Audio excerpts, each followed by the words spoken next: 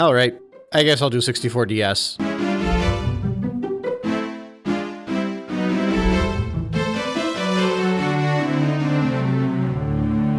Years after 64 changed the scope of gaming, 64 DS completely shifted everyone's view of handheld games. Or at least we thought it did. But I feel like all the big hitters still treated the DS like it was just the Game Boy Advance advanced. Still, the hype for 64 DS was very much there. Longtime viewers of this channel remember that I grew up playing the classic Mario games on console, but around the time I turned 11 the GBA came out, and that's when I was able to put exponentially more hours into those games just due to the logistics of no longer having to be tied to a TV that was shared by the entire family. The GBA for me was my portable SNES. I ended up loving the SNES more because of the GBA, so when the DS was announced, with Mario 64 x 4, I completely lost it. I couldn't believe I'd have a portable Nintendo 64 with me everywhere I went. Obviously, the reality didn't live up to the expectation, but I still loved my original chunky DS, even if it didn't have a joystick. Great segue, I know. Let's get straight into the controls of Mario 64 DS, since that's the most controversial aspect of this game, and realistically speaking, anyone that clicked on this video is looking for that point of discussion. Now, if I was making this video a decade ago, maybe even half a decade ago, the focus of my thesis would be geared towards OG 64 fans about why I think the DS controls are acceptable and how I can prove it. Think along the lines of EXO's Remake or Rebreak video. But today it's a very different discussion. People no longer think OG 64's controls were a gift from above to all that should be blessed enough to play a perfect 3D platformer. Today's point of view is not even remotely that. I had to spend a bunch of time defending the controls of the original explicitly because of the discourse on it has shifted more than I could ever have imagined. And most people can't see past the controls as anything but outdated. My argument thus has shifted. And, if I can be completely honest, I don't really care that much to discuss the controls. Or rather, I don't care to make an in-depth head-to-head argument between the controls.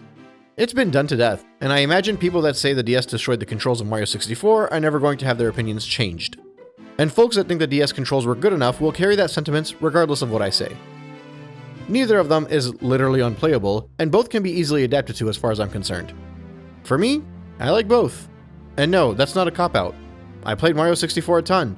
I revisited on 64 proper throughout the years, grabbed it on every virtual console it was released on, and now 3D All-Stars is my go-to Mario 64 experience. But, until it was on 3D All-Stars, despite the renewed playthroughs and virtual consoles, the DS version was what I primarily returned to strictly because of that portability. DS was basically my preferred Mario 64 experience, strictly for that reason. I never viewed the controls as an issue for either title, because regardless of which version I played, within like 10 minutes, muscle memory would kick in and I'd have adjusted. And within 20 to 30 minutes, I was trying all of the same risky maneuvers. The sad reality is that both control schemes kinda stink if you're viewing them from the lens of a modern gamer. And much like all retro games, will require an adjustment. Basically, if you take all of the arguments about learning to control Mario, the camera, the jank, and the finickiness that I discussed in the previous videos, you could easily apply them here. I think 64 DS's control can be adapted to, whether you're playing it on a Wii U or 3DS using a joystick or with a D-pad on original hardware. My personal preferred method is probably 3DS because it's handheld and you get the joystick. Which I know doesn't make the controls analog, but it feels better on my thumb. But ultimately, that's a preference thing, and from a personal perspective, since this is my subjective retrospective, I view the controls of both games as a tie. I'm not nearly advanced enough in either game to claim one control significantly better than the other, and as someone that has basically played both of these games almost yearly, I'd wager that there's only a select chunk of OG 64 and DS experts that are so good at either of these games and are playing at such a high level that the control differences actually affects their games that much. Basically, unless you're like a top 10 speedrunner or someone that puts hundreds of hours into these games every year, I find it very hard to understand why you'd be incapable of easily adjusting between control styles for even an above average control experience, let alone a casual one. So if it's all the same to you guys, I'd much rather focus on more intricate details of the game and maybe bring in some new talking points instead of regurgitating what has already been done to death. Also, I like playing it handheld because it looks much better than when it's stretched out to fit a screen on the Wii U. And I realize there are various mods and texture packs that can fix those things, but that's a separate discussion. As far as visuals go, once upon a time I'd have told you the DS was clearly the superior version. Now it's a bit more up in the air. The DS character models are more in line with the modern designs though, since many of them take inspiration from the GameCube era. And I'm not even talking about the obvious ones like Mario, Bowser, or even Thwomp. Even the plain old circular boos look more in line with today's models because their design in DS was based on Mario Party 4. That's the benefit of this game coming out a few years after the GameCube's release. On the other hand, the models in the OG game weren't even the best ones on the Nintendo 64 since there were spin-offs that had improved their looks. Maybe I shouldn't use the word best because there are probably viewers that think that Mario 64 models are better than modern day ones. But what I mean is that there is a world where a Mario 64 could have models that look similar to today's using the native 64 designs from spin-off games. Whether or not someone would consider that better is completely subjective. I personally would. Sure, there are certain things I prefer in 64. For example, I prefer the original look of Dory. But me preferring that look does not make it better. And I'll apply that logic for basically all of the models. Even if you prefer the Bowser that looks like he got stung by a bee, the DS version is more updated and true to the character version of Bowser's model. Same with Mario, Klepto, and even the Angry Cloud. And I don't think it's that controversial for me to make that claim. What is something a bit more controversial are the remaining visuals in the title. Upon release, you couldn't convince me that any aspect of DS looked worse than the 64. But I'm currently of the opinion that 64's look has aged better. I'm not sure if this makes sense, but the art style of DS has been improved upon in future Mario games. But the low poly look pretty much peaked with 64 as far as 3D Mario platformers go. And I'm not technical enough to really explain it in detail, but when I look at the visuals of DS, all I can picture is how much better and more crisp they would look with a modern touch. Whereas when I play Mario 64, I'm just like, yep, that's what a Nintendo 64 game looks like. I think this is a similar point of view that people have when they discuss Wind Waker and Twilight Princess. Twilight Princess was seen as this amazing looking 3D title that took Zelda to the next generation, while Wind Waker was seen as an old and outdated art style. But because everything that has been done in Twilight Princess has since been improved upon, and Wind Waker is close enough to the peak of that art style at the moment, when modern gamers put them side to side, they would lean towards Wind Waker being the better looking game.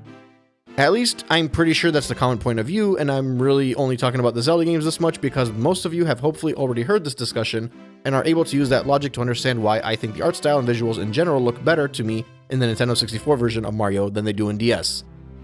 But at the end of the day, both of these look old and outdated and charming to me. I'm not playing either of them thinking they're hideous, I'm playing them and enjoying the nostalgia trip. But still, I'd say visuals and controls are the biggest things a player notices when jumping into Mario 64 DS. Well, that and the character roster. Just like Smash Ultimate, everyone's here except for Waluigi. The game starts you off with Yoshi, and you have to unlock the Mario Bros. And Wario. I've always viewed this as a feature rather than a bug, but others have seemed to have issues with it. I don't know, I can't imagine I'll convince you otherwise, so I won't bother trying.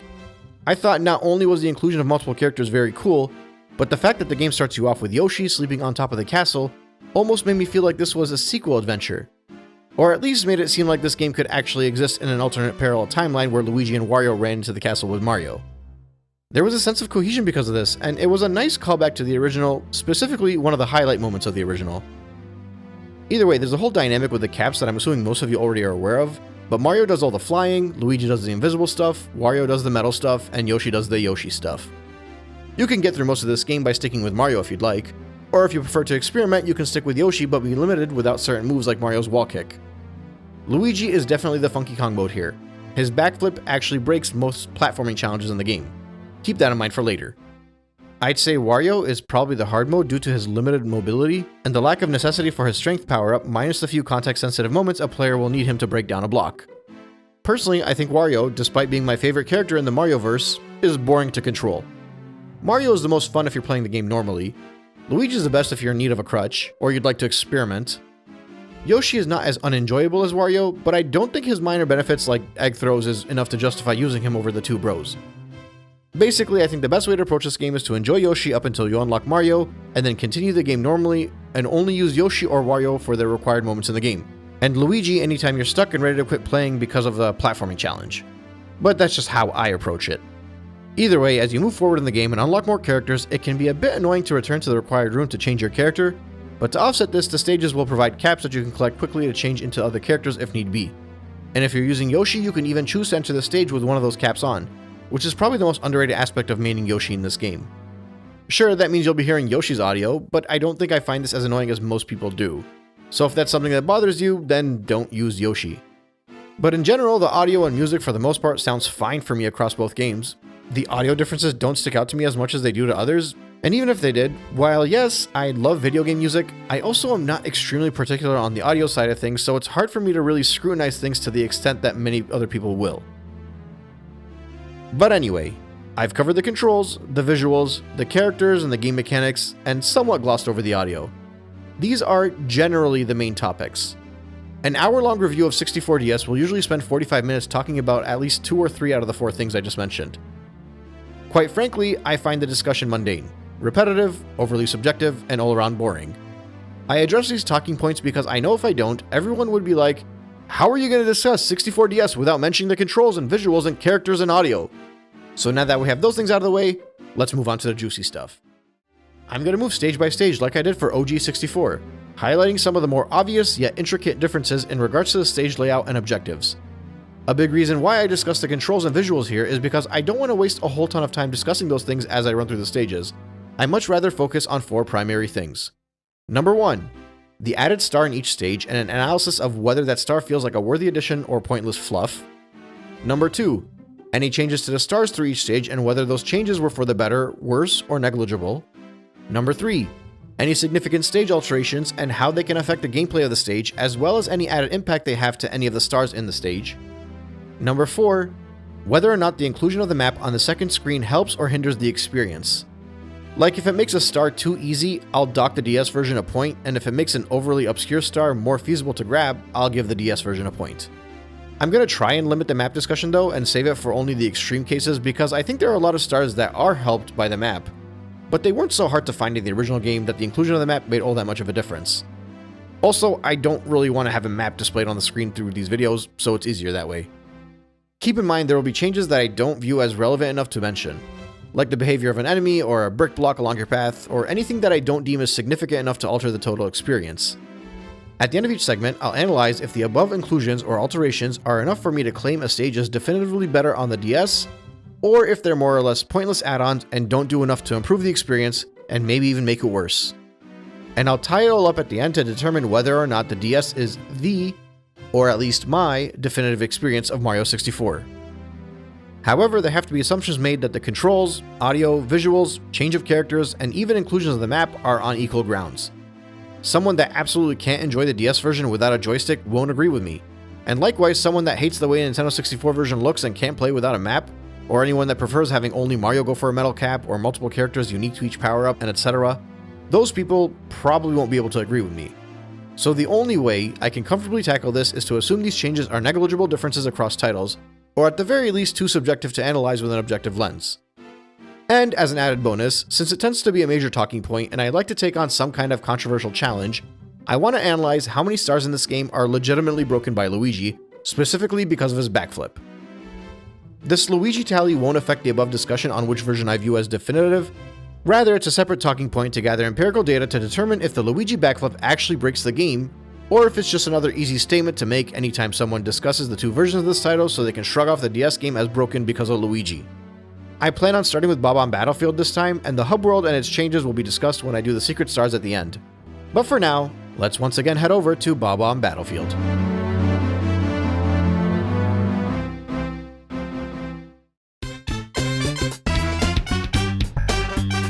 One of the most notable visual changes in 64DS is the general color scheme of Bob-omb Battlefield. There's a brighten and yellow tint throughout the map that might actually be the most obvious visual change to a stage in the entire game. It's funny because Tiny Huge Island kept its classic color scheme and that was based on the same theme as Bob-omb Battlefield. But I guess they really wanted to distinguish the opening stage of DS to make the game stick out a bit more as its own, and this was the move they made to do so. But I honestly don't really like the new look of it. I much prefer the Nintendo 64 look, but I'm also not going to allow that look to hinder the experience. As a refresher, I've broken it up into 4 different categories. The first is the inclusion of the new star, and if that star improves the overall experience of the stage or if it just feels like pointless fluff. In the case of Bob-omb Battlefield, that new star is the 5 silver stars. Throughout 64DS, many of the new star challenges include either 5 collectible silver stars or a switch you have to press and race to grab the star before time runs out. I've heard many people shrug off all of these stars as pointlessly repetitive, but I think there's merit to many of them in the game, even if a few of them could potentially feel redundant or mundane. In the case of Bob-omb Battlefield, I think I like the inclusion, but it's really close to the line of pointless fluff. And keep in mind, they're marked on the map, so it's less about searching and more about being able to grab them. The first star is easy enough. Climb the tree and grab the silver star. The second one I'm a big fan of though. Chain Chomp is running riot in the field to the right. The silver star is just behind him at the end of the chain. You need to maneuver around the back of him to collect the star. The third one is hidden inside a Goomba by the stumps you can hit drop down, and you have to defeat the Goomba to grab it. The next one is out on the field to the left of the stumps, bouncing around in the flower patch. And the final one is hidden in a Goomba fairly early on along the climb up the summit. After collecting all of the silver stars, our player has to make their way back to the beginning of the stage to get the star. If you take a hit, you drop the stars, but they're pretty easy to pick up if that was to happen. The reason I say this star is close to the line of pointless fluff is because the first star is simply on top of a tree right in front of you, which feels like a wasted challenge. I guess this is the first star of its kind in the game, that's their way of introducing it, but still, it feels a bit pointless. And the other issue I have is that the star next to the stumps hidden in the Goomba, well, over there's some red coins, so I don't know why they threw a silver star in the same area. But aside from that, I like the one dragging along the back of the Chain Chomp. That's a pretty unique way to utilize a metallic puppy ball. And I like the one in the flowers for no other reason than the fact that in OG64 I always felt like this area was wasted space. And the one on the lower part of the summit I'm okay with because it's in an area that a player would normally just run by. So although it just barely makes it, I think this additional star is a good inclusion to 64DS. The second category to look at is any changes to the stars from the previous games, and if they make the stars better, worse, or negligible. On OG64, star number 3 was Shoot to the Island in the Sky, which saw you take Mario and blast up to the island in the sky, break open a yellow block, and collect a star. Easy enough. Technically, that star was replaced with the 5 silver stars since that's the third star in 64DS. But I think it makes more sense in this instance to say it was replaced by a second fight with Big Babam. See, the first star of the stage in 64DS is technically the same one from OG64, in that it has the same name and the same general premise. The difference is the fight is catered around Yoshi's moveset, which involves using his tongue to grab and launch the smaller Babams at the king. However, they did bring back the OG64 battle with Mario, or Mario's Cap, and then you can take on King Babam in the same way you defeated him on Nintendo 64. So basically, to tie all of this up, the question is if the removal of Shoot to the Island in the Sky is worth removing for the sake of the second fight against King Babam, because that's basically what it comes down to. While I think having 2 fights against King Babam somewhat feels repetitive, the differing movesets of Mario and Yoshi allow the fights to feel like their own unique challenge, even if that means you're making yet another trek up the summit. And honestly, I think that extra trek up the summit in most cases would irk me, but when you consider that's replacing Shoot to the Island in the Sky, I don't mind it as much. I don't have that much of an issue with Shoot to the Island in the Sky, but considering Mario Wings to the Sky is right up there on that island in the sky, it also just feels like you could remove the first one and not lose any value. The primary difference is Shoot to the Island in the Sky used to be meant to get players up there prior to unlocking the red wing cap, but I don't think it's such a drastic loss that it would ruin a player's experience. So in the case of the changes to the star, I think what the DS has done is ultimately an improvement, even if it's minor. The third category is in relation to major stage alterations, which in the case of Bob-omb Battlefield, I wouldn't say there's anything major. I mean visually, sure, but we're talking about mechanically. There are a few punchable blocks that show up during some of the stars, and King Bob-omb is standing in the middle of the summit when you first get up there, but I'd classify those changes as negligible or minor at best, so we'll call this one a wash. The final category is whether or not the inclusion of the map drastically alters the total experience of this stage, and in this case, it doesn't. The fights against King Bob-omb are on top of the summit, having a star on the map highlighting that won't change much of the mission. Likewise with Chain Chomp's Gate. Thankfully, the red coins don't automatically stay on the map, but there are pink Bob-ombs you can interact with that will show you their location briefly. I think this is a fair compromise. It adds the benefit of the map without completely ruining the whole hunt for the red coins. Much like the inclusion of the maps in general, it does make the DS version easier, but I'm not sure if it makes it so much easier that it ruins the experience. Or at least that's the case in Bob-omb Battlefield. The race with Koopa the Quick does have a star on the map where Koopa stands, but that's also because a player has to go and grab Mario's cap first before coming back to race against him. I probably should have mentioned that as an alteration to the star, since you can't just start the stage and challenge Koopa immediately like you could in the 64 version. But I think I'll give it a pass since it's not a huge alteration and it also teaches the player about the cap mechanic. Either way, while having a map is nice, I don't think the inclusion of the map drastically alters the experience in this case. But to wrap everything up in this stage, with the inclusion of the 5 silver stars objective as well as the removal of Shoot to the Island in the Sky in favor of a second character boss battle against King Bob-omb, I'd say the DS version of Bob-omb Battlefield is effectively an improvement on the original. It's not such a drastic improvement that I would say you shouldn't even return to OG64 for this stage, but it's a decent enough change where I can claim that the remake has done enough to win my pick as the better version of the Battlefield. Also, in regard to the bonus category I mentioned in the previous segment, Luigi's backflip doesn't really break any of the stars in the stage due to the stage's layout and the locations of the stars. Also, most of the stars in this stage will be realistically grabbed by a player prior to even unlocking Luigi. There might be a red coin or two that will be easier to grab, or it just might be a little bit more comfortable to grab the 100 coins, but I'm not looking for those slight crutches. I'm looking for those major moments where his backflip can completely alter a star challenge. Don't worry, it'll be relevant soon.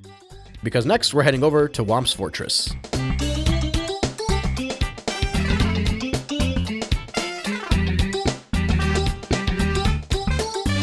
Whomp's Fortress DS gets points for me strictly because the thwomps look like actual thwomps and not whatever the heck this blue monstrosity was in the OG game.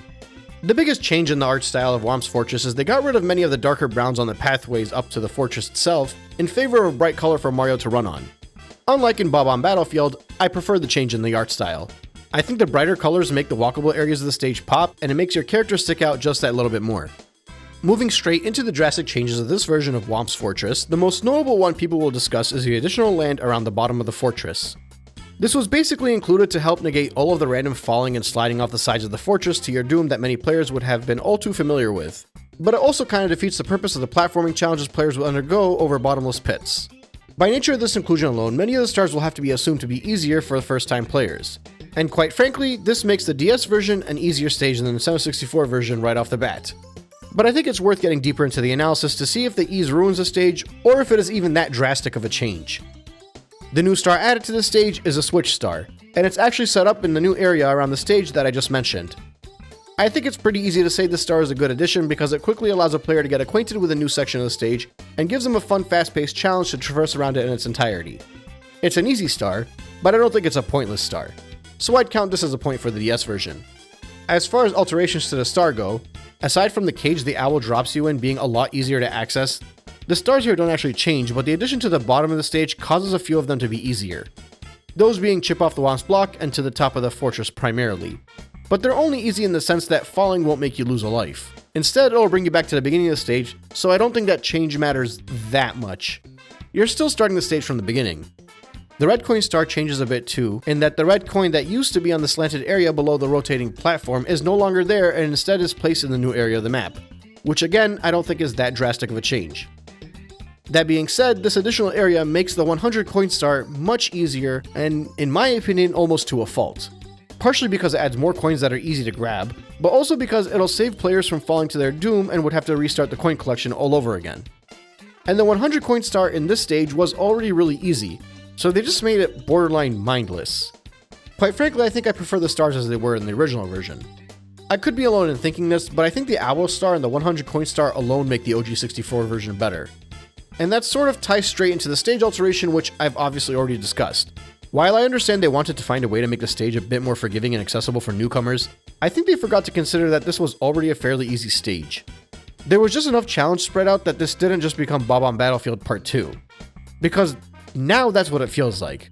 By the time a player is done with Bob-omb Battlefield, they're supposed to come into Whomp's Fortress and slowly take the training wheels off during some minor platforming and timing challenges where bottomless pits are a genuine risk.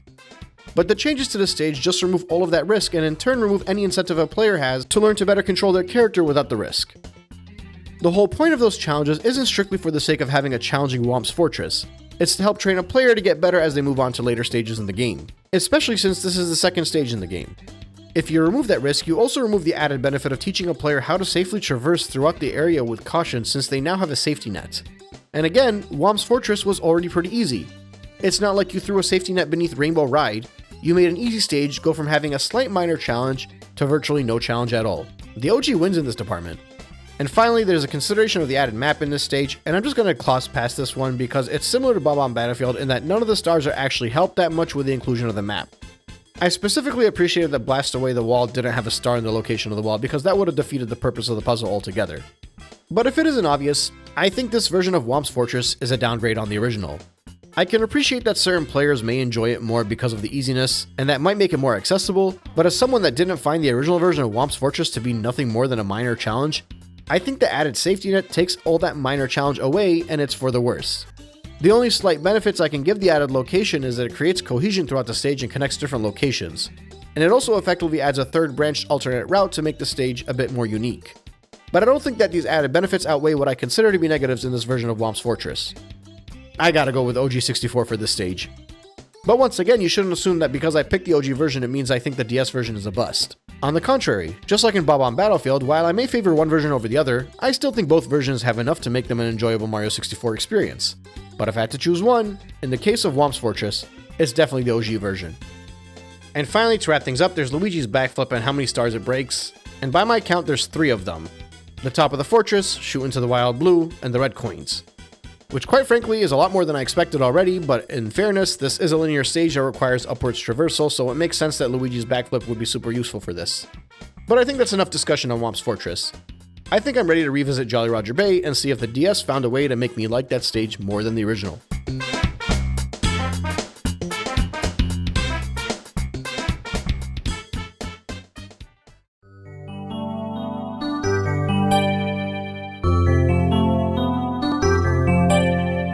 I don't hate Jolly Roger Bay in Mario 64 DS.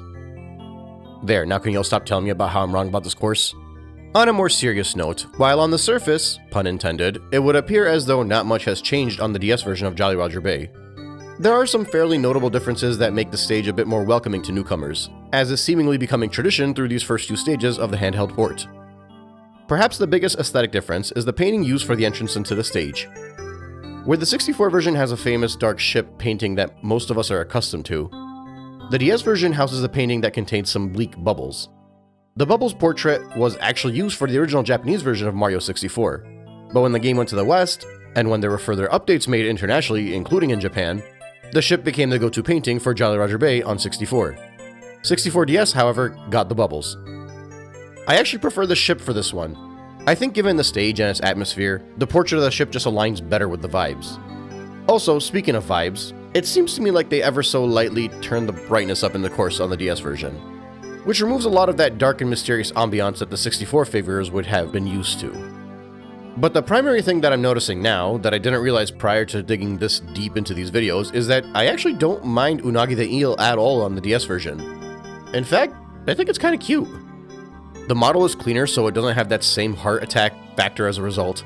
But for the most part, that's about all that's really worth mentioning for the aesthetics. The added star on the stage is another Switch timer star. But this one is a bit special because not only is it a press of a switch, it's also in the caved area, which I think was underutilized on the Nintendo 64. And it's also hidden in a cage that you need Luigi unlock to use the invisible cap to access. I think those reasons alone make the star a worthy add-on for Jolly Roger Bay, because they added a fairly unique challenge to the stage that otherwise was not there. Also, I think this is a fair moment to point out that Luigi is the fastest swimmer in the game, and Wario is mad slow. Also, Luigi can run on water for a bit before dropping into the water, but I don't really see it as all that valuable of a trait. Not in this area, at least. There are also some changes worth mentioning with the pre-existing stars. Star 1 in the sunken ship no longer requires you to undergo a challenging open electrocuting treasure chests in order. Now it's a single chest that you open, and it's not electrified. I like this change, but I'm also not really a huge fan of the treasure chest puzzles in general, nor of the swimming, so I'm a bit biased. For Blast to the Stone Pillar, a player could technically use Balloon Mario to get up there, but that's not intended, nor is it easier. It's still almost the same star, minus a small difference which I'll touch up in a second. Through the Jet Stream is technically the same thing, but instead of using Metal Mario, you'll have to use Wario Unlocked since he does all the metal stuff in the game. And finally, there's also the 100 coin star to consider. On 64, there were just barely over 100 coins to grab in the stage. On DS, there's a blue block added right at the beginning of the stage. The blue block will spawn the blue coins above the water, so it can actually be difficult to swim fast enough to grab all of the coins. And that's because you're supposed to use the added green shell that's hidden inside a block right next to you where you spawn. So not only does this change make the 100 coin star much quicker to get through the stage, which I obviously think is for the absolute best, but it also gives you the green shell at the start of the stage, which means you basically don't have to swim out to the deep area of the bay every single time. This slight change, single-handedly, makes Jolly Roger Bay DS my preferred version of the stage, because you can just surf and drop down wherever you need to be and save yourself those few minutes of swim time. And if you're someone that doesn't mind swimming, well, you don't have to use the shell. It's a win-win as far as I'm concerned. Outside of what I've discussed, there aren't any other significant alterations to the actual stage itself. And in regards to the map, almost all of the stars are visible on the map as soon as you enter the stage. But given the size and layout of the stage, I think most star locations are in general vicinity to one would expect. Perhaps the hidden cave is a bit too easy to discover since it immediately shows up on the screen. But I think even on 64 without a map, when a player gets to the deep area and starts to swim downwards, they get a pretty good peripheral view of what everything has to offer. Oh, also, I'm not sure if Blast to the Stone Pillar was ever a puzzle for anyone. I don't think it was a puzzle for me the first time I played. It was kind of obvious. But the minor change I mentioned earlier was that the star is not in a box. Instead, it's out in the open, which means it's visible on the map as soon as you select the objective. So it does take away the potential mystery that might have existed with that star. And I don't think I like that, even if most people would have figured it out pretty easy regardless. But on the plus side, having a map also means being able to get an idea of the locations of the 8 red coins, so a player will know not to go looking around in the cave or spend a ton of time diving deep for nothing. I think despite the map having a few drawbacks in this stage, there's ultimately a net benefit with it existing in this remake. But yeah, you guys could have probably guessed it from the opening statement, but I obviously prefer the DS version of Jolly Roger Bay by a landslide. It just doesn't feel nearly as painstakingly slow and unforgiving as the 64 version does, and it has quality of life improvements that equate to less time being forced to dive around and search uselessly unless you absolutely need to. 2 of the stars require different characters for their caps to collect, which, similar to OG 64 with the metal and invisible cap, I always found that as a fun added challenge even if it was pretty context sensitive. And speaking of that added character, Luigi's backflip basically only breaks the red coin star because you can easily backflip onto the ship rather than running through the boardwalks to get on there. All in all, I'm not going to say Jolly Roger Bay is not my least favorite stage on the DS, but at the very least I can say that I do not hate it, and that's much more than I could on the Nintendo 64. And with that out of the way, let's once again head out to Cool Cool Mountain. I always like coming back to Cool Cool Mountain. This is not related to this topic specifically, but my perspective has always been that Cool Cool Mountain was the jolly and cheery and Christmassy snow-themed stage, whereas Snowman's Land was the cold and miserable and bleak snow stage. As such, it always felt to me like Snowman's Land had the wrong type of music. I bring this up because after I alluded to that during the 64 sections of these stages, I noticed quite a handful of people share that opposite sentiment. So this is just a question to throw out there to whomever wants to answer. Do you feel like the stages give off the same vibes that I do? And if not, which stage gives off the cheery vibe and which one gives off the below freezing Midwestern winter vibe? But let's get to the actual topic at hand. Similar to Jolly Roger Bay, there's an updated portrait for 64DS. The big snowman is now smiling, and Mr. Blizzard has a hat on, which I guess is technically his modern model. I actually prefer the original portrait to this, and I prefer the original Mr. Blizzard without a hat, but this is a pretty inoffensive change and a pretty subjective opinion. Aside from that, I don't think there are any remarkable different visual changes outside of the usual character models. The added star is a pretty neat addition. While it may be simply another Switch star, it does provide a good challenge, particularly for newcomers. The switch sits where the pink bomb is halfway up the lift, and you have to hit the switch and jump down utilizing the wind that carries your character in order to make it to the freezing pond where the big Mama Penguin was in the original game. You have to be Wario for this to work, and you get to ground pound right through the ice to collect a power star. I actually really like that they created an obstacle out of something that was purely aesthetic in the OG game. Like, you spoke to this penguin a bunch, and got her baby and all that. Having the little pond be breakable and contain a star too is a nice way to utilize an iconic location. And that's all in addition to the fact that I like the star in general and the challenge it provides for a player to have to grab it. The only real alteration to the existing stars is in the red coins challenge. 2 of those coins are now frozen in ice cubes, and you have to use Yoshi's fire breath technique to melt said ice cubes and grab those coins. I'm a bit indifferent on this change as it doesn't really add anything to the star itself, but it does give a player a chance to learn about Yoshi's ability to breathe fire, which you use I think twice in this game. So it's a good inclusion for the mechanic, but not for the star. I wouldn't really classify it as a drastic improvement, but it's also not something worth punishing the game for.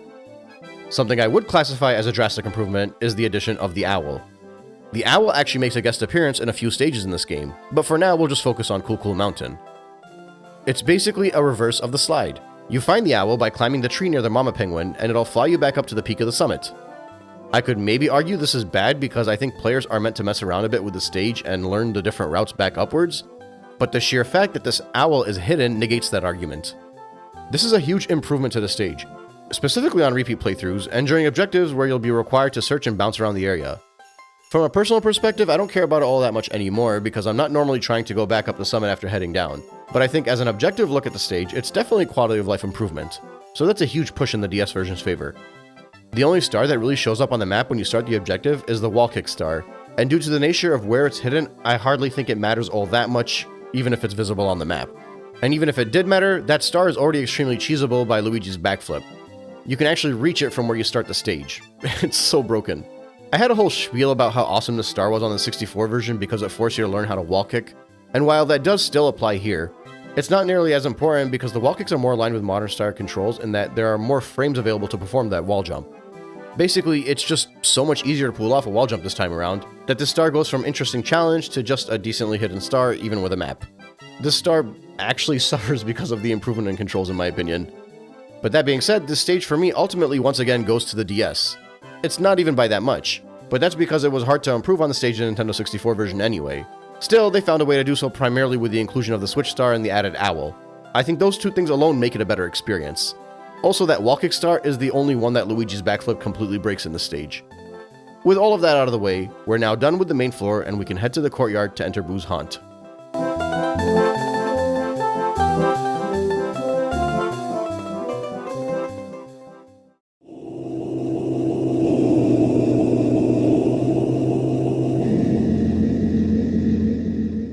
Big Boo's Haunt DS is just about identical to the Nintendo 64 version.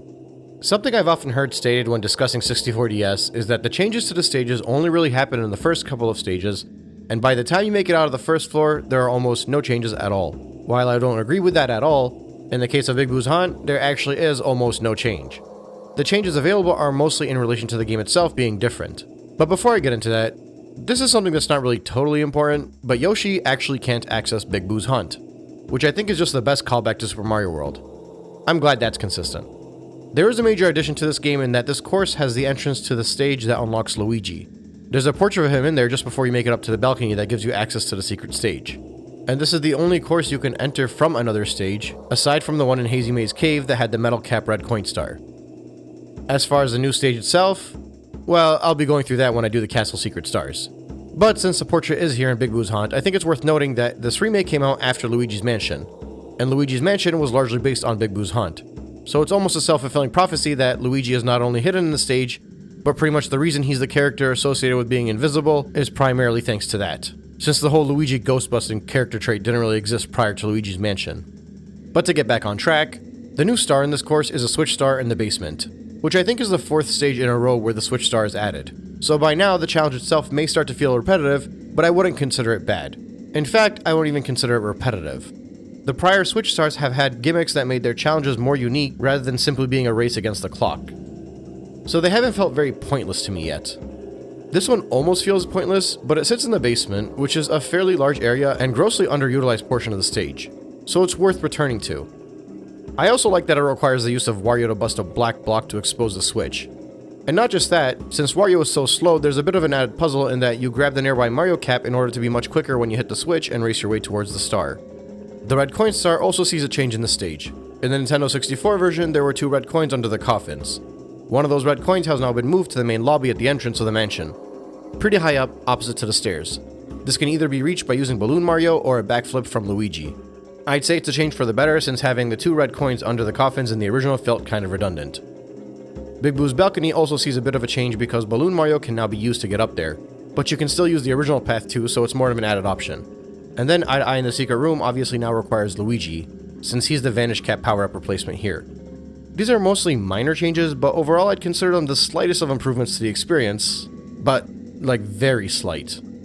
As far as the inclusion of the map is concerned, it's pretty hit or miss whether or not it drastically changes the stage. About half of the stars don't show up on the map, but in the case of the haunted books, Big Boo on the balcony, and the fight against the Big Eye, as long as you're on the correct floor, the star shows up in the actual map. I have an issue with that, but it's primarily because this is a stage focused on puzzles. There's a mystery to Boo's Haunt that I think drastically gets removed for all of the stars because of the map's existence. Like, it might not be a big deal that there's a star on the map for Big Boo's balcony or haunted books, because I think those locations are somewhat obvious to figure out from the star hint alone, but the fact that a map is just always available as you enter and exit every room takes a lot away from what the mystery of the stage was supposed to be. Also, don't get it twisted, I completely understand why others may find this to be a benefit of the stage. As I've repeated a few times before, many of these things I'm pointing out because I'm really digging deep into these differences, and I'll gladly play and enjoy both 64 and 64 DS. But for me personally, I'd favor a Big Boo's Haunt without a map, because having it here largely defeats the purpose of the stage gimmick. I almost wish they just threw a giant question mark over the map throughout this entire stage. And since the newly added star and the change to the remaining stars are not super groundbreaking improvements to the level in general, I'd give this pick to the original Nintendo 64 version. That map just takes way too much away from me. Also, Luigi owns this map, which is so fitting.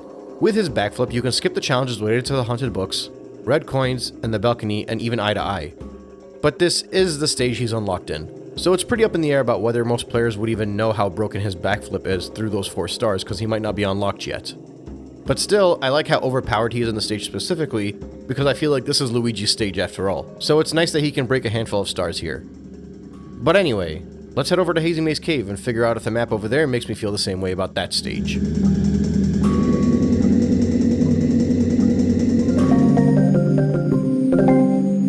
Hazy Maze Cave is very different with a map, and I'm not quite sure how I feel about that. Actually, wait, first. This is way too cute to be Dory. I think the goggles are meant to be a callback to the dolphins in Super Mario World, but I'm not entirely sure. Either way, I always found the original Dory to have a soft look to her, and I think she fit in very well with Hazy Maze Cave as a whole. This updated model looks way more cartoony, but in fairness, way more consistent with how she should look in a Mario game. 64's Dory straight up reminds me of Land Before Time, and if it wasn't for Odyssey, she'd be the most realistic looking dinosaur in the whole franchise. But aside from Dory, the main aesthetic change I can think of is the actual toxic maze room. The gas is no longer yellow and instead it's purple.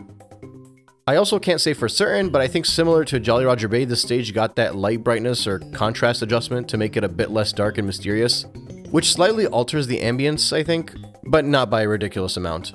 The ground textures also look very different. In the original game, the ground was green, but it was glossy and smooth. I never thought much of it, but I pictured the ground being some kind of green solid rock-like material. In the remake, it looks more similar to grass, or maybe even a thin layer of moss, since that would make more sense. I don't really prefer one over the other, but it's a change that caught my attention pretty quickly when I started the stage. This stage offers, surprise surprise, yet another switch star. This one sits in the red coin room. You once again have to use Wario to break the block brick to expose the switch, and once again you're going to need to swap to either Mario or Luigi so you can perform a double jump or wall kick or backflip to reach the star since it's on a higher platform. Believe it or not, I still think this is a good inclusion. The added challenge of having to work to get high enough to grab the star makes the challenge unique enough for me. And outside of the 8 red coins, this room isn't really used all that much in the original version anyway, which is probably seen as a positive for most people since they hate the 8 red coin challenge, but I digress. Speaking of the 8 red coins, a single red coin has been moved from the lower portion of the puzzle up to the top where the floating platform sits. But aside from that, the rest of them remain in the same location. It seems like a minor change, but before that, players would have to hover around the directional platform to find 3 red coins. Instead, now it's only 2, and the one that was moved was put directly at the start of the upper section. So it's almost like they eliminated a whole coin for this star. Which, again, seeing as how many people seemingly hate this star in general, I think can be seen as a slight improvement for the experience. The star in the cavern also differs. In the original game, you needed to swim out to Dory and ground pound to ride her head so that she can steer you towards the platform that had the star. On the DS, the platform is lower to the water level and you can walk right up there. But instead, there's a giant boulder on there and the star is hidden in the boulder. So this time, you're actually still supposed to go to Dory and ground pound her because she's wearing Wario's hat. That allows you to change into Wario and punch the giant boulder and reveal the star. Mechanically, it's almost the exact same star. You're doing pretty much the same thing, but it does differ enough to mention. I'd give the DS a slight edge here because you'll still be steering Dory later on to get to the hidden area, and steering Dory to this platform was barely needed in the OG game anyway. Metalhead Mario Can Move has changed to Metalhead Wario Can Move for obvious reasons. The big change here is they patched the glitch that allows you to ground pound in the air that would have allowed you to get the star without even going metal. Which I also think is a net positive because the glitch wasn't meant to be included in the first game. So much so that I intentionally didn't bother mentioning it when I went through the OG version. The biggest change, however, is with Watch for Rolling Rocks. If you all jump back to where the star used to be, there's a 1-up now. Instead, you're meant to use Wario to break a black block and grab a super mushroom, and in your giant state, run into the boulders to release the star. Seeing as how Watch for Rolling Rocks used to be one of the most obscurely hidden stars in the game, and many people say it's one of the last ones they got, I think that's obviously why they decided to change it, and I agree with that change. It's an improvement in my opinion. Basically, everything they've done to the stage was a worthy quality of life improvement, and it's not a surprise to me as to why they felt the need to approve them. This was, by all accounts, a hard stage for many people, and a lot of these intricate little details have made the fans of the DS much more fond of Hazy Maze Cave than the players that only experienced the Nintendo 64 version. And obviously the biggest addition here is the map. It is a massive inclusion in this stage. Similar to Big Boo's Haunt, having the map in theory should ruin the experience. But the difference is, Big Boo's Haunt was never remotely as confusing as Hazy Maze Cave. So where in that stage it felt like they removed all of the fun behind the mystery and the puzzle solving, in Hazy Maze Cave I actually think it adds to the fun without removing the challenge. See, the issue with Hazy Maze Cave in the OG game wasn't finding out where you needed to go. That was just half the battle, because once you made it to your destination there was an added challenge you had to do. Those added challenges alone could be considered long and tedious compared to most stars in this game. So now, not only do you have a star that felt like it was 3 or 4 times as long or as difficult than most of the rest in the game, but you also have to double that length and difficulty just for the sake of making it to those star challenges. The inclusion of the map, at the very least, allows players to not frustratingly enter and exit doors blindly and pray they're in the right spot. And I think Hazy Maze Cave is a much better experience because of it. Like, it's a night and day improvement as far as I'm concerned. Many of the stars don't even show up on the map too, but just having it visible on the bottom screen creates a much more balanced and less frustrating challenge, by removing none of the benefit behind the actual star objectives in the stage. And don't get me wrong, I can appreciate the perspectives others may have towards this where they like to run around blindly here and get lost, but the reality is when so many people remember Hazy Maze Cave as the stage they spent the most time lost in, and it grossly outweighs how long they spent in every other stage, I think there was clearly a need to fix this stage. And every single thing that I mentioned in regards to stars, stage layout, and maps make Hazy Maze Cave on 64DS my preferred version of the stage. And finally, I didn't mention Luigi's backflip because it doesn't really break anything of note in that stage. So let's leave Hazy Maze Cave and make our way towards Lethal Lava Land.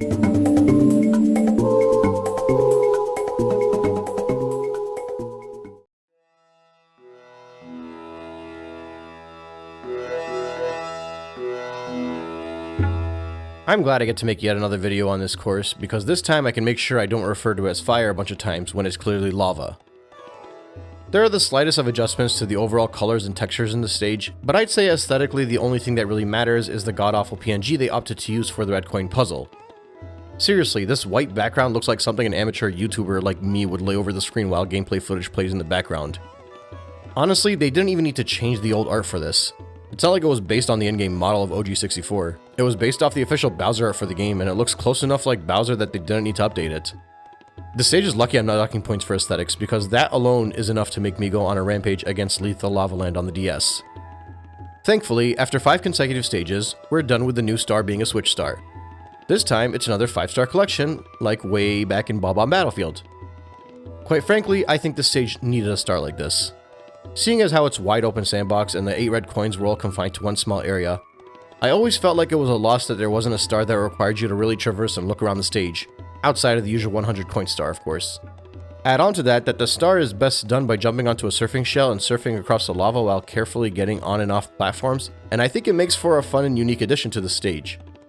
It's another star that I would say improves on the experience of Mario 64. Funnily enough, that's almost all there is of note to say about it. For whatever reason, they've changed the name of the elevator tour in the volcano to simply Inside the Volcano, which doesn't make sense to me, but is inoffensive. You can get Balloon Mario in this stage, but that's kind of pointless for the most part because there are enough ways to get around as it is between the wing caps and the green shells and later stars. Although since there is a fire flower, an invisible Luigi can run across the caged mesh, and a metal Mario can actually walk on the lava like it's quicksand, which I only just learned right now. But for the most part, there's really nothing here worth discussing. Even when it comes to the map, the 2 bully stars and the rolling log star immediately show you where the star sits, but this is a small and wide open sandbox stage that you can traverse pretty quickly. The map being added doesn't really change that experience at all. It shows you where the silver stars are, but those weren't in the original version anyway, so it's not like that makes a difference for that star. The silver stars might be the only real change in the stage, and they're an improvement, so that makes the version of the stage better. Oh wait, no, actually there is the 100 coin star as well. There were coins added to the stage outside of the volcano, so you technically no longer have to enter the volcano for that star. And seeing as how entering the volcano used to lock you in there, even if you lose a life unless you grab a star, get a game over, or go into another stage and come back, I think that improvement is entirely for the best. Of course, if you fail to figure out the blue coin box is hidden in the black block only Wario can punch, or just in general aren't able to grab enough coins throughout the stage, you still do have the option to enter the volcano and tap off your count. But all in all, while it may only be a slightly altered stage, it is in my opinion a stage that is improved from the original, so I'm giving this one to the DS version. And while Luigi's backflip can help for a few of the challenges and skip a few obstacles, it doesn't offer any major skips that weren't already skippable via other means in the original game. And honestly, some of the jumps in the small platforms for the 2 volcano stars are too risky to even consider using Luigi's backflip for me, so I would advise against doing so. But anyway, let's leave this ocean of lava behind us and make our way to Shifting Sandland.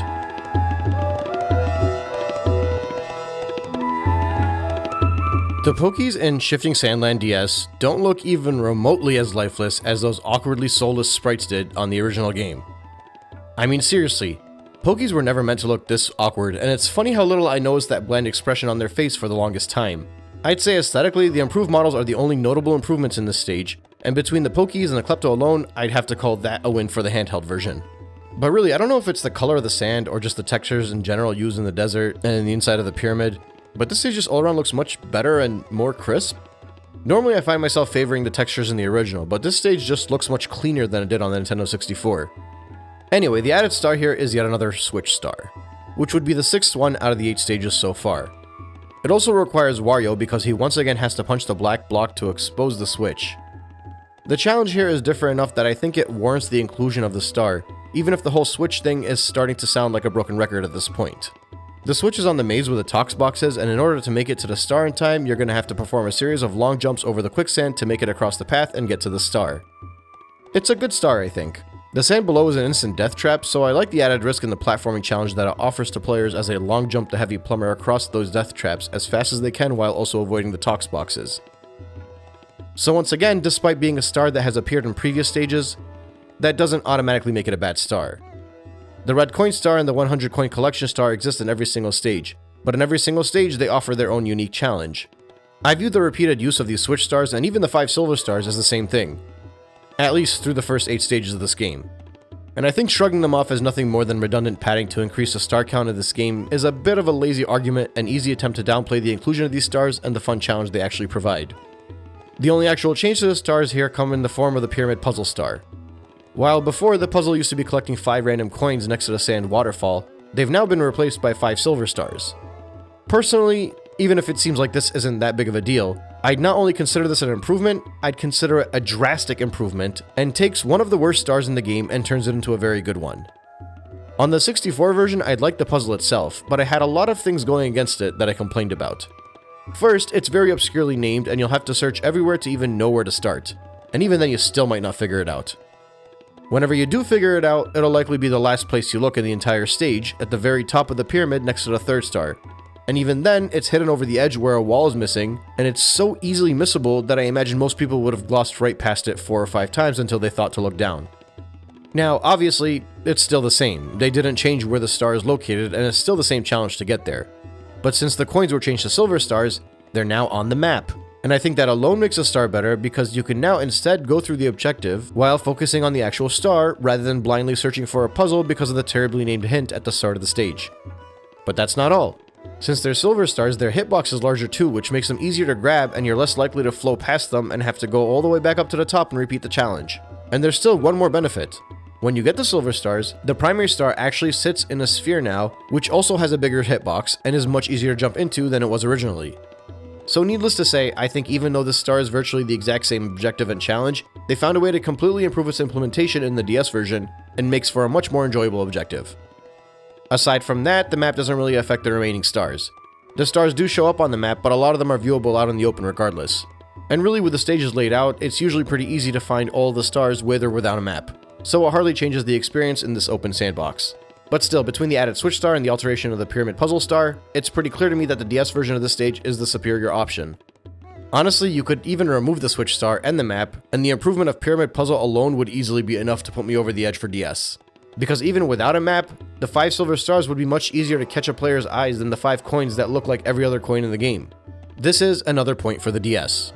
As far as Luigi is concerned, outside of the pyramid, there isn't really much he has to offer that the red wing cap doesn't already offer. It's easier to backflip and get into the pyramid with him, but it barely saves that much time. He could technically do a backflip to access the iRock fight without getting from the top of the pyramid too, but I think it's quicker to just do it the intended way. And he might help a little bit with the 2 stars that require you to climb through the inside of the pyramid, but it's nothing game-breaking and doesn't offer drastically more than Mario's backflip. So the backflip doesn't break any stars in this stage as far as I'm concerned. And with that in mind, we can once again leave the basement and stop by at Dire Docks on our way out.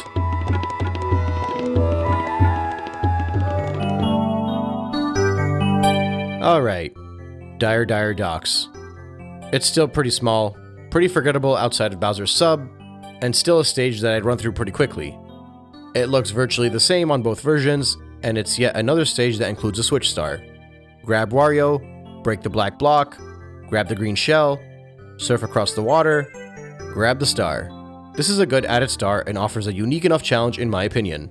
Aside from that, there are like 50% more coins in this stage, so the 100 coin star becomes significantly easier. I found the 100 coin star challenge really easy in the previous version, but I heard many people express how much they hated it, so I can only assume this is a drastic improvement to the stage for most.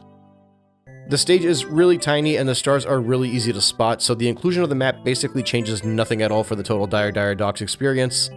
Luigi's backflip is hardly useful outside of maybe slightly helping in some of the pole jumping challenges, but it doesn't break any of the stars as far as I'm concerned. I'd say the Switch star, and even more so 100 coin star being improved, make the 64DS version of the stage the one to pick. That's all I got. I had like less than 5 minutes for the stage on the Nintendo 64 version, so it makes sense that I have even less to talk about here. Let's go to Snowman's Land.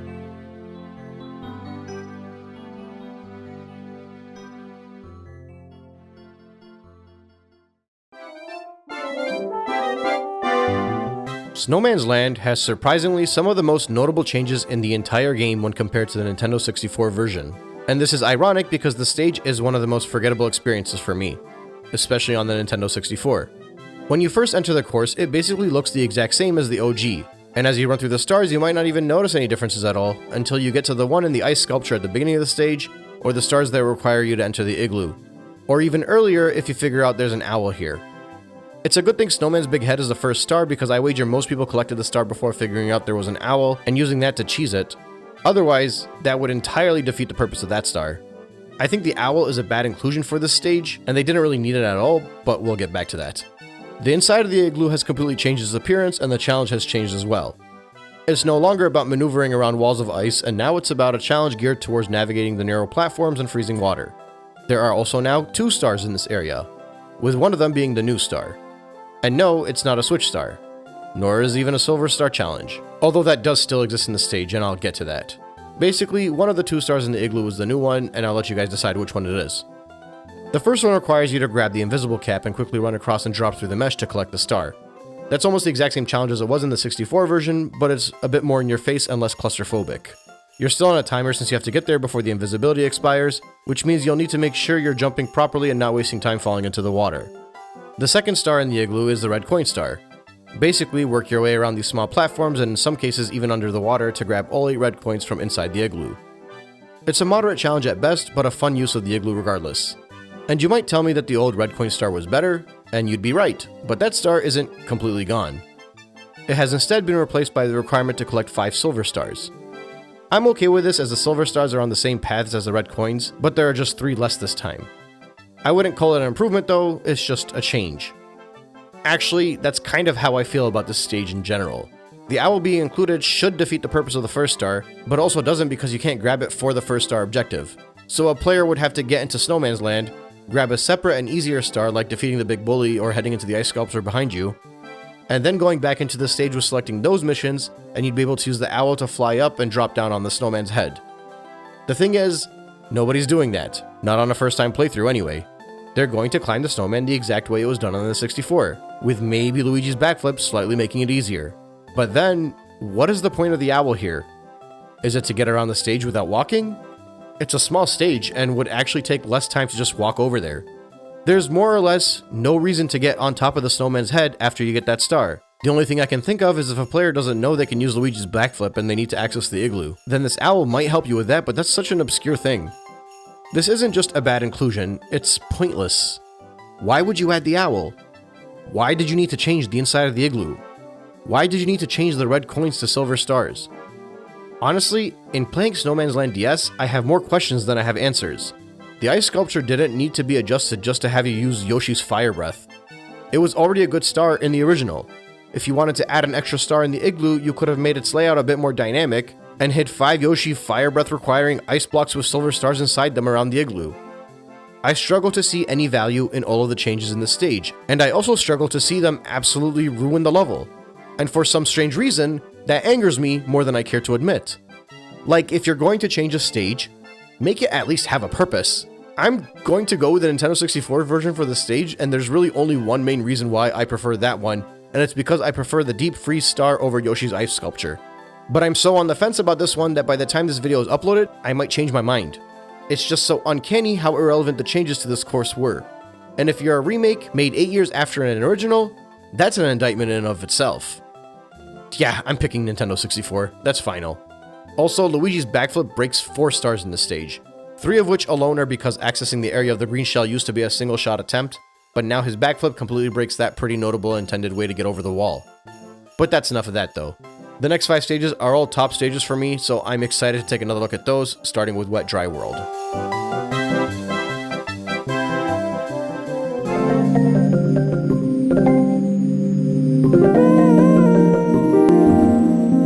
The DS portrait for Wet Dry World looks like it belongs in a Sonic the Hedgehog game.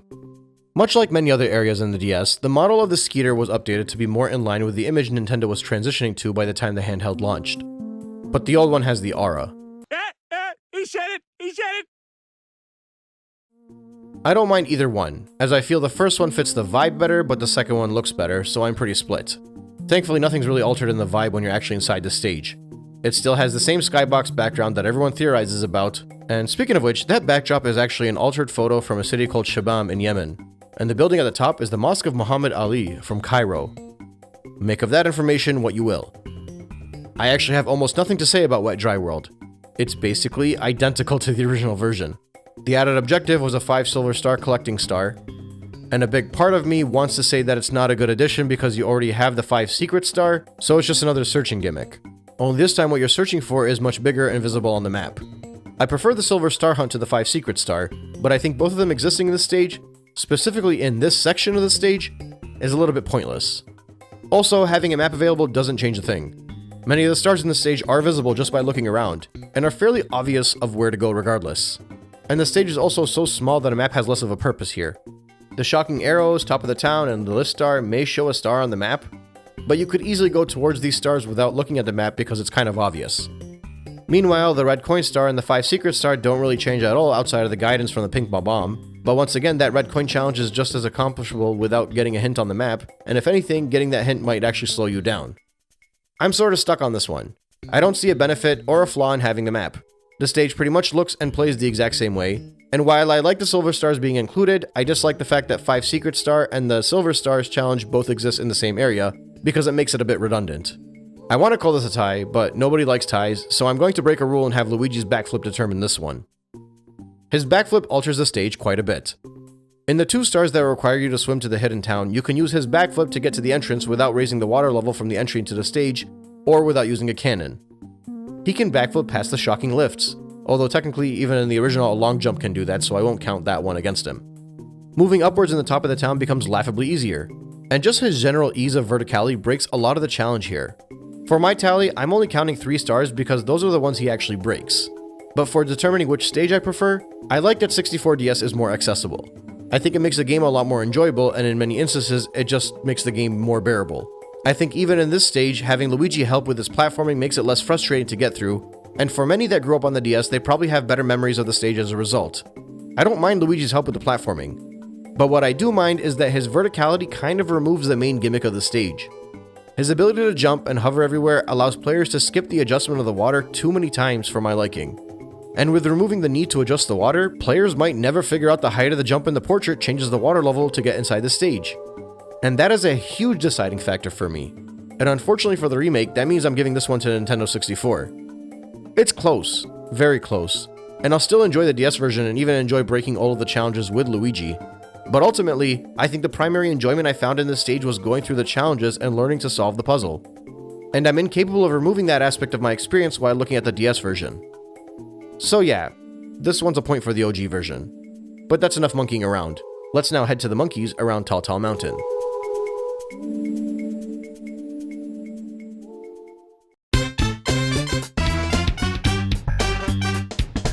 Tall Tall Mountain's only notable visual change is once again in the portrait used to enter the stage. And it's not even that much of a change, and you might not even notice it if you're not looking for it. It's the same shot but with a different angle and better quality. It's like one of those memes where you're like, how I remember something I looked as a child, and how it actually looked when I was a child. Honestly, I could apply that whole conundrum to 90% of the minor changes that occurred across both stages of these games. I started noticing it when I was doing the original. There were many moments while I was working on those videos where I was certain something was different and it looked odd, only to realize it's because I was mistaking a model for the DS version with the 64 version. I guess my memories just overlapped.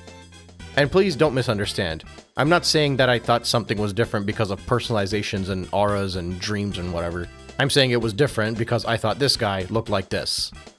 Anyway, this will be fun because there are quite a few changes to the stage that I imagine many people would consider improvements, since this course was pretty disliked on the original.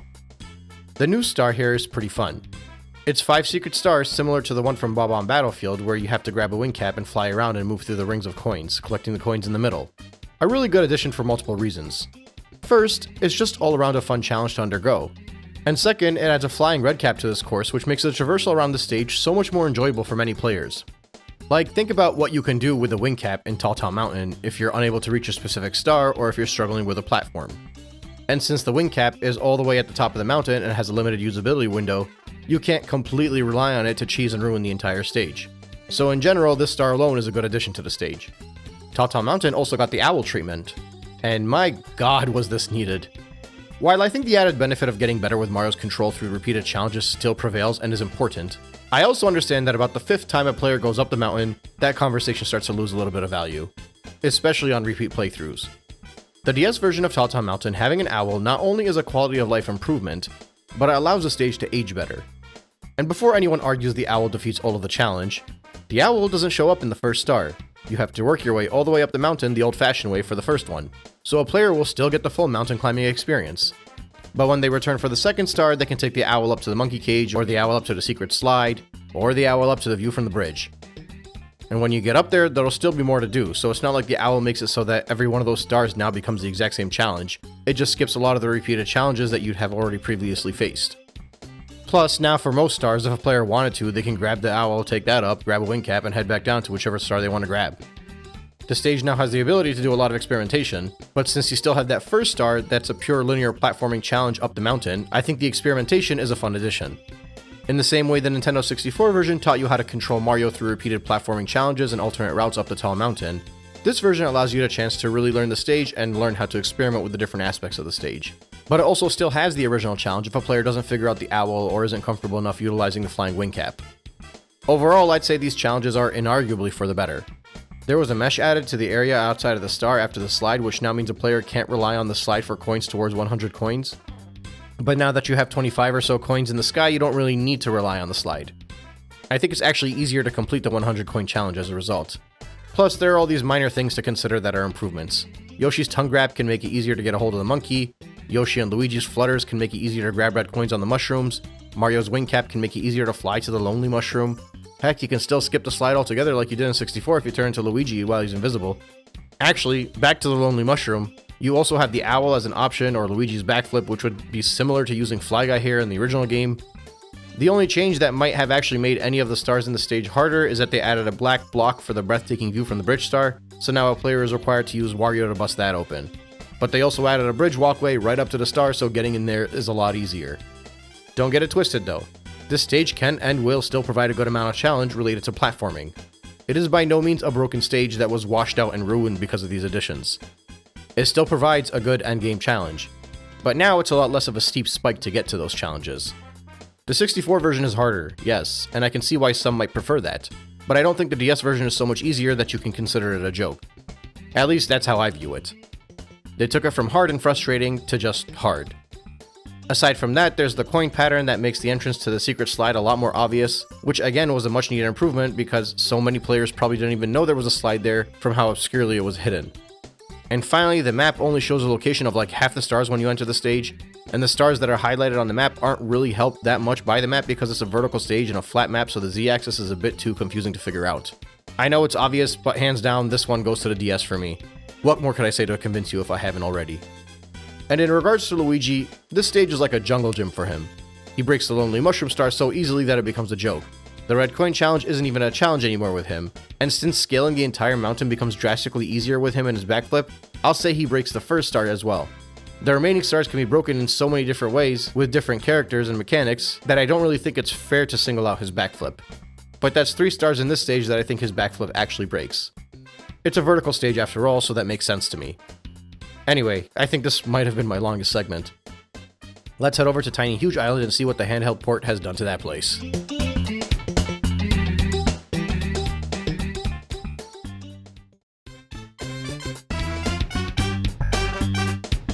The name Tiny Huge Island sort of takes on an additional meaning to me when it's in the context of a comparison between a console game and its handheld remake. I kinda like that, even if it has nothing to do with the game at all. It seems like the further I get along into this game, the less the aesthetics actually changed. It's mostly in the portraits, but even then, they're just minor updates. In this case, I love the Nintendo 64 version way more. Their facial expressions actually used to crack me up when I was younger. Honestly, even now, if I look at it long enough, I'll probably chuckle. While Tiny Huge Island may not have the changes aesthetically, I think it's worth pointing out that it could easily have had the same colors as Bob-omb Battlefield, and I'm glad they stuck with the more saturated green grass. I still stand by my theory that the only reason Bob-omb Battlefield got such a drastic change was because it's the first course in the game, and they really wanted to highlight the differences between the DS version and the original. But I've heard other people have theories that the dull color palette in the DS remake makes sense because it's a Battlefield, so naturally the lush green grass would be dulled out. I guess I can appreciate the creativity, but I'm sticking with my non-immersive and boring theory. In any case, while the outside of Tiny Huge Island looks pretty much the same, the inside of the mountain, where the red coin challenge sits, has had the visuals altered in almost the same way they were changed in Hazy Maze Cave. There's that thin grass-like mossy look spread over the platforms rather than the old glossy low poly ground that was in the original. It's a matter of preference, I don't really feel strongly towards either one though. Anyway, similar to Tall Tall Mountain, there are a decent handful of changes to this stage and potentially many repeated talking points. But let's break it down to avoid overgeneralizing the changes. First, there are 2 new stars here because one of the original ones was removed, that being 5 Itty Bitty Secrets. 5 Itty Bitty Secrets is one of those stars that probably only 90s retro gamers appreciated, and even then, I'm guessing most people didn't appreciate it at all. I liked it, but even I can see it was super obscure challenge in a stage that was so easy to fall off and have to start over. It's much more enjoyable on a repeat playthrough, but as a first time go around, I'm sure it drove many players mad. I don't mind its removal, but I have issues with the replacement. It really should have just been a 5 silver star challenge instead. That way, the challenge of grabbing 5 collectibles around the island would still exist and still offer a good fun time. But the obscure and frustrating nature would have been removed. It's almost exactly what I wanted in Wet Dry World when they added the silver stars, but instead, over there they kept the 5 secret star and added the silver stars. Over here, they removed the secrets, but they forgot to add the silver stars, which makes no sense to me. Especially since one of the 2 stars added in its place was a switch star that I don't think was necessary at all.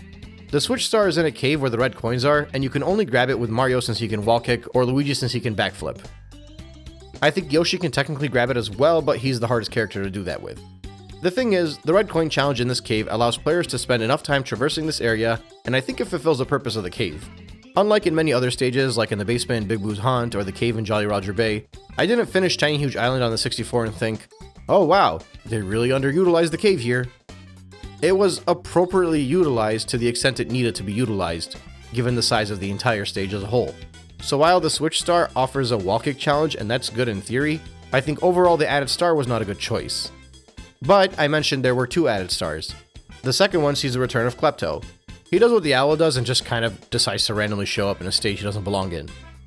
Speaking of which, the owl is here too, but we'll get to that. Klepto the Condor will fly around between 2 fixed points and a player will have to knock the star out of his claws the same way they did in Shifting Sandland. I'd say this is a good added star. It's a more feasible challenge than Itty Bitty Secrets, and really if the 2 stars were this one plus 5 silver stars, I'd be able to conclude that from these changes alone the DS version is better. But alas, given the new stars, the DS version is 1 and 1. As far as the actual changes to the stars are concerned, the first 2 stars don't actually change at all, but starting from the third one, an owl appears near the start. Seeing as how the second star is the main one a player will want to use the owl for, the owl can really only break the star if a player knows to go out of their way to collect one of the later stars so they can use a different objective to get to the owl and collect the star at the top. But at that point, it's more of a workaround and less of an actual breaking of the star. But beyond that, using the owl to get up to erase Koopa the Quick and Wiggler are totally viable alternatives. So all in all, I'd say the view of the whole experience is a net positive. Players will still struggle through many of the stars, but the changes offset a good amount of frustration that made Tiny Huge Island such a hated stage in the first place. My only real complaint was with the Switch Star instead of Silver Stars, but seeing as how this is almost the 10th Switch Star added to the game, and it's the first time I actually think it was a bad inclusion, I'd say that's a pretty good sign of how they were implemented throughout the game. All in all, this one has to go to the DS. I love the stage on the 64, and I love it even more here. And as a quick tally, I'm saying that Luigi breaks 2 stars here. The climb up the mountain is much easier with him, and getting around the red coin cave is also much easier with his backflip. And on that note, we can finally head back up to the top floor and take a look at Tick-Tock Clock.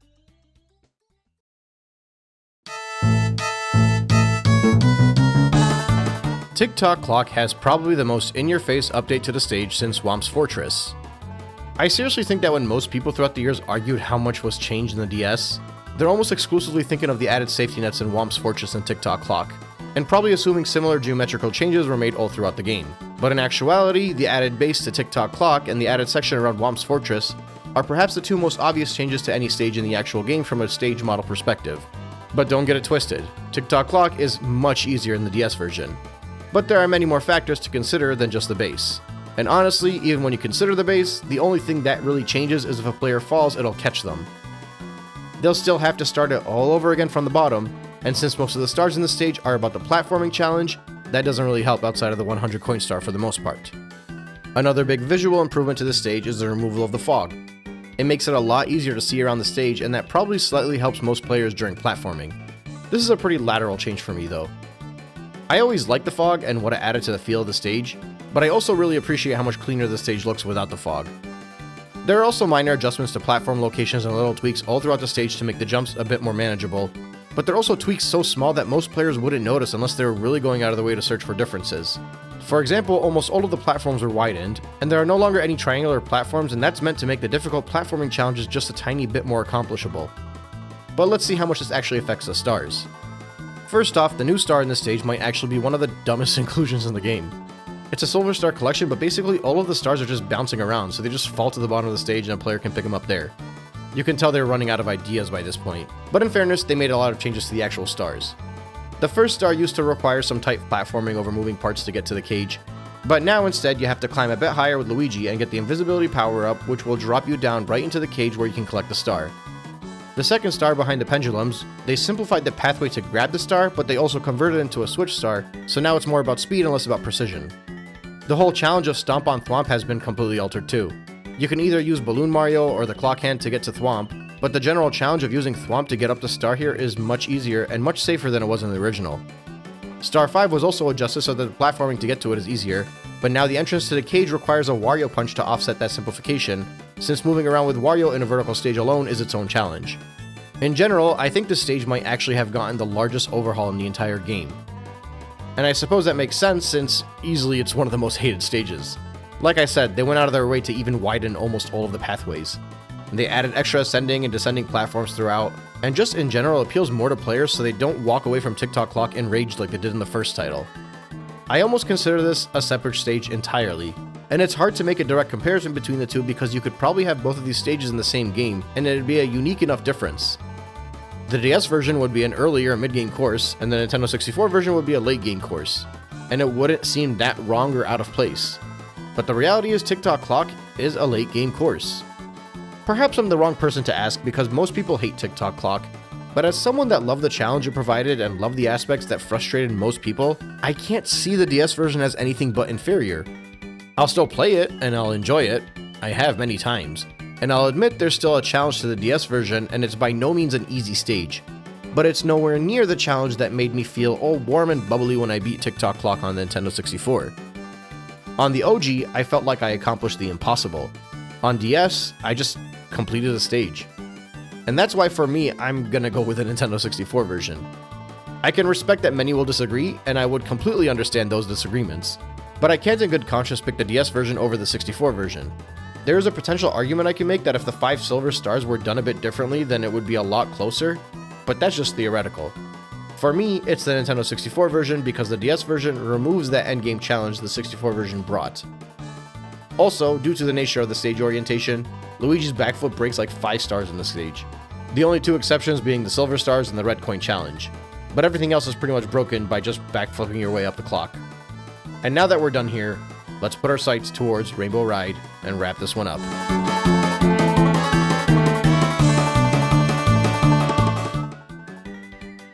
Rainbow Ride pretty much didn't change. Honestly, after the last few videos, I thought for sure we'd see a beefy discussion, but it's almost the exact same stage. Like, this section is not worth more than a minute. The new star is a switch star, and it's in the house in the sky, and you use Balloon Mario to get up there after hitting the switch.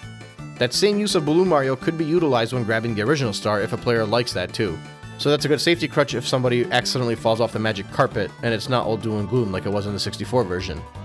The star on the floating ship also changed, and now a player has to grab the Wario cap, plus the metal power-up so they can run past the gust of wind to collect the star. And that's it. Like, you could also use Balloon Mario to skip the cannon challenge for the 6 star, but the cannon is quicker. There are no other changes in Rainbow Ride. They kept it the same. Unlike TikTok Clock, the DS players suffered through the stage to the same extent the 64 players suffered. The only real change in the experience is the map helps direct players where they need to go, and I'd consider that a positive inclusion because for a lot of these stars, going the wrong way basically meant you were out of luck and had to fall to your doom. So basically, the inclusion of the map and the fact that you can use the Balloon Mario to grab the star on top of the house are two noteworthy changes, and both of which improve the Rainbow Ride stage. So yeah, this one goes to DS. That's all I got. If you want a full Rainbow Ride discussion, watch my 64 video, because it's the same thing. Oh, also, Luigi's backflip kind of breaks a couple stars, but he makes a handful of them easier too. Primarily stars 4 and 5 with the pyramid and swinging platforms. So let's say he breaks 2 stars in this stage and call it good. But that's that. Anticlimactic, but don't worry, we still have the secret stars to discuss.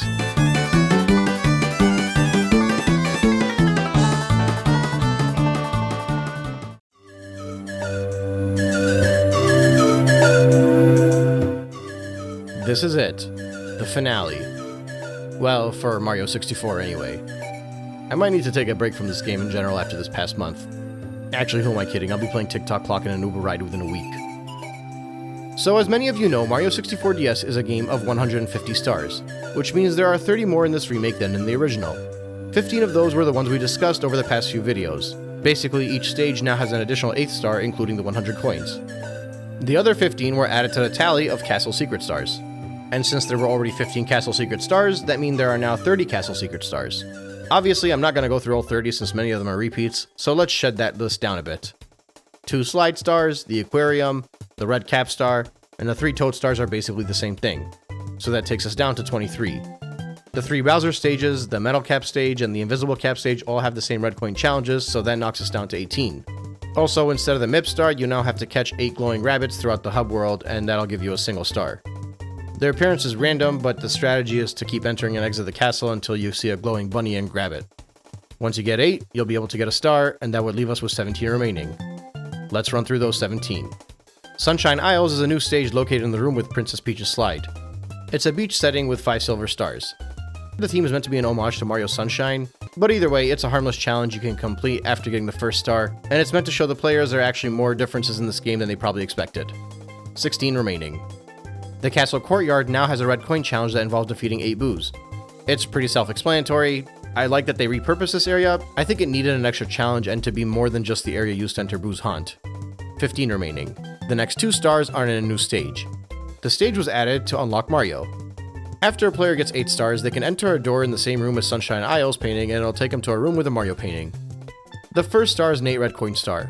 It's pretty straightforward. The stage is vast and open, and it's sort of asking players to look around everywhere. The actual path to the boss is a bit more linear, but you are also kind of going around blindly the first time you play.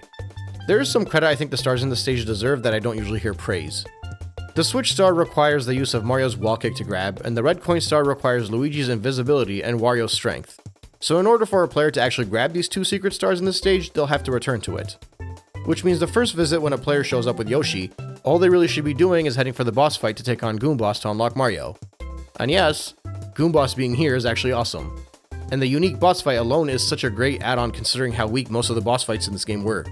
I said this way back when I was covering Mario Party DS, but between the newly added boss fights in this game and the boss fights in Mario Party DS, and yeah, there were actually boss fights in Mario Party DS, a Mario Party 3D platformer on the DS would have been a lot of fun if those bosses were used for that hypothetical game. But alas, we wouldn't get a handheld 3D platformer until the 3DS. Anyway, I'm a big fan of the stage and the inclusion of Goomboss and the star challenges provided here. I think it's a good addition, and now we're at 13 stars remaining. Next up, we have the Haunted Boo stage that is used to unlock Luigi. This one's really cool. When you enter Luigi's painting room for Big Boo's haunt, you'll hear a cackling ghost. You have to actually listen to the sound and determine whether it's coming from your right, left, or directly across.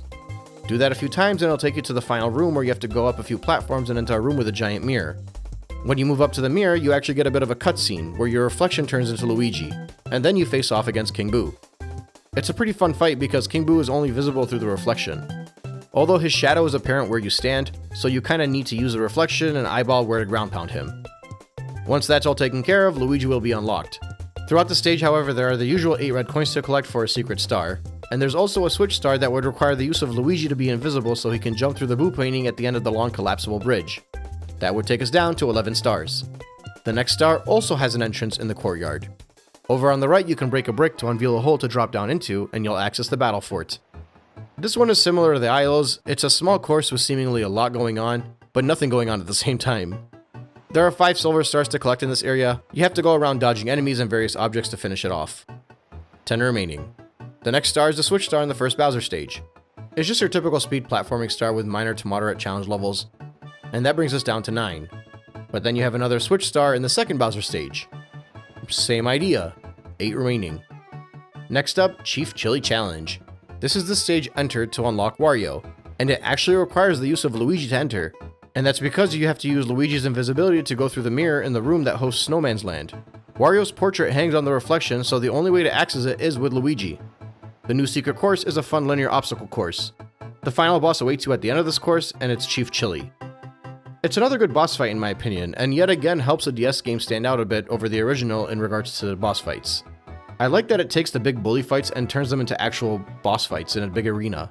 The 2 bonus stars in this stage are an 8 red coin challenge, and a separate one that will require you to return to the stage with Wario to break a black brick and cross a windy narrow bridge. The red coin challenge will require the use of Balloon Mario and Luigi's invisible abilities to grab as well, so it's once again a nice way to make the star gather through teamwork. 6 stars remaining. Bowser in the Sky has a new Switch star as well that requires just a little bit more challenge, but should be easy enough to grab for players that have made it this far. As far as the Bowser stages as a whole, they're more or less one-to-one recreations of the original, including the red coins.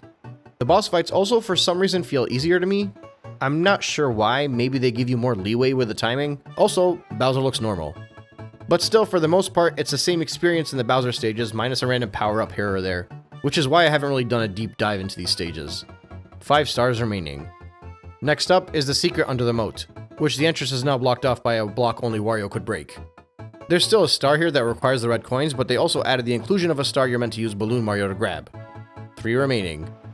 Next up is behind the waterfall, also known as the secret area you access through the Dory Cavern in Hazy Maze Cave. It once again still has a red coin challenge and a star that Balloon Mario is meant to grab. And finally, I saved the most underwhelming star for last, and that's only because it's somewhat stupidly my favorite added bonus star in this game. See, Princess Peach's castle didn't really change all that much from the original to the remake. Sure, it has the arched bridge now at the entrance, and there's the added garden at the castle grounds, and the room that hosts all of the character swaps is a notable difference. But outside of that, things hardly changed. When I got 64DS, I had just turned 14 years old. I was a high schooler. I didn't experience the handheld title the same way I did the original, sitting in the living room around my siblings and taking turns swapping the controller. Instead, I mostly experienced this game with my younger brother and cousin peering over my shoulder while I played. I remember as soon as I entered the room and unlocked Wario, I was ready to leave, and my cousin, that must have been like 8 at the time, laughed and suggested I go through that door because maybe it would make Luigi come out of the DS and enter the real world. Obviously, that didn't happen, but what did happen was arguably even cooler. It's not a groundbreaking star by any means, but it's a star that I'll always cherish because of the memory it gave me. And that's the thing with Mario 64 DS. It was never my groundbreaking experience. You can only break ground once, and the OG 64 did that for me already. But the fact that I was now able to play Mario 64 endlessly over and over again on my own schedule and at my own pace made it the definitive Mario experience for me for a very long time. Whether 64 purists like it or not, a large reason why Mario 64 is as big and popular as it is because of 64DS. And I'm not just saying that because it was a remake, I'm saying that because it sold almost as well as the original. And that was a good amount of years before Mario 64 would make its way towards Wii's Virtual Console as well. Now obviously home consoles were usually shared and handhelds were usually personal, so one Mario 64 sale could be worth 5 players more than a 64DS cartridge. But regardless of how you look at it, a large portion of Mario 64 fans sprouted because of this remake. It's the reason the controls are always argued, the visuals are always debated, and someone is almost always going to make a blanket statement like, the map will always make me hate DS, or the lack of a map will always make me skip the original, or a debate about the models and art styles. It's because there is genuinely a large portion of the Mario 64 fandom that see the DS version as not only the definitive experience, but the only experience. And they're not wrong for it, nor is the 64 fan wrong for their opinion.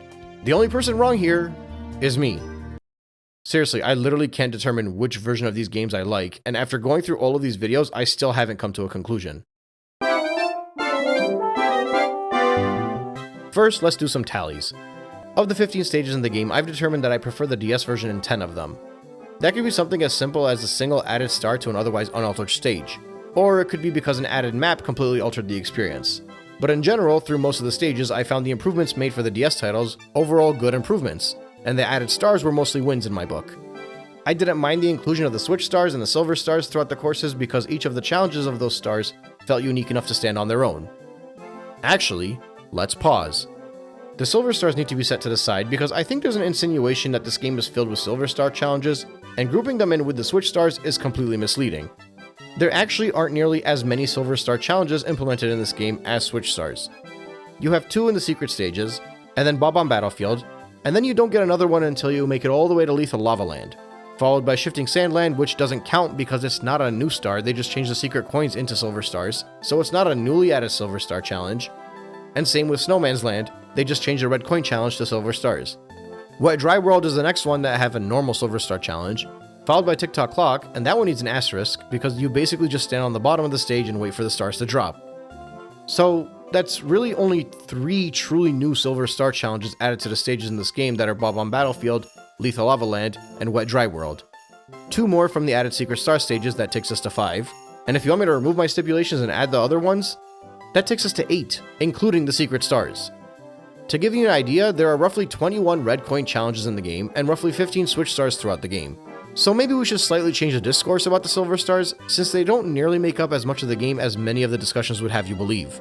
Regarding the Switch Stars, however, I mentioned in an earlier segment that having 8 red coin stars and 100 coin challenges in each stage still felt fundamentally different enough to feel like their own unique experience.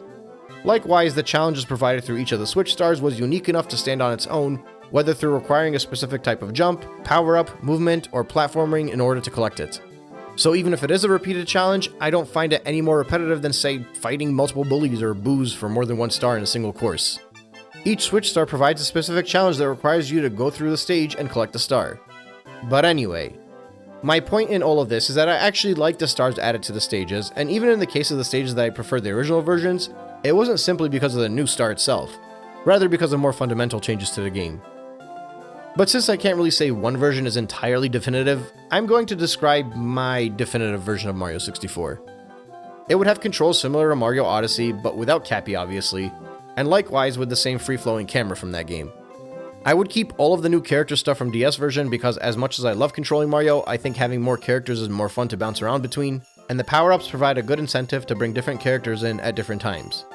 Maybe find a way to better swap between the characters, but I'm not really that picky. I don't know what to tell you, I like the multiple characters.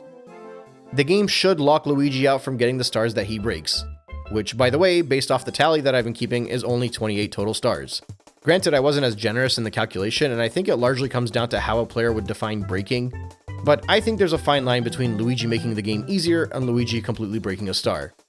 Luigi and Yoshi do make the game easier, but not to the point where it drastically alters the experience outside of those 28 stars. Not to mention, if in order to break the star, Luigi was required to practice 5 to 10 times, does that even count as breaking the star at that point? I'm not sure. But for me, there were only 28 stars that I genuinely felt like he broke.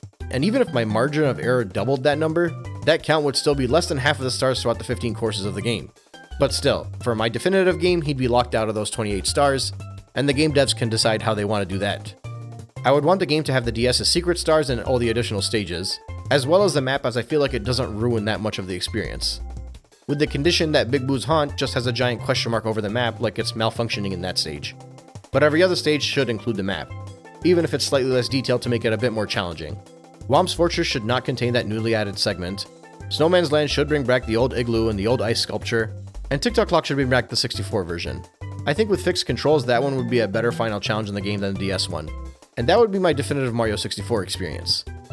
If they remade the game, those are the options I'd bring to the table. But, and this might be controversial, I don't really care to see this game remade.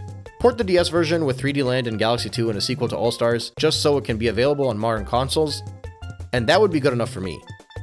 As much as a newly made definitive version of these games would easily eat up all of my time, I still quite frequently revisit both Mario 64s. Mario 64 is a timeless experience. I don't need nor want either version to be remade to play it. Just keep porting them over for me and I'll keep playing them. What I would like instead is another 3D Mario title. And this is going to sound like I'm throwing shade at Sonic, but that's not what is intended.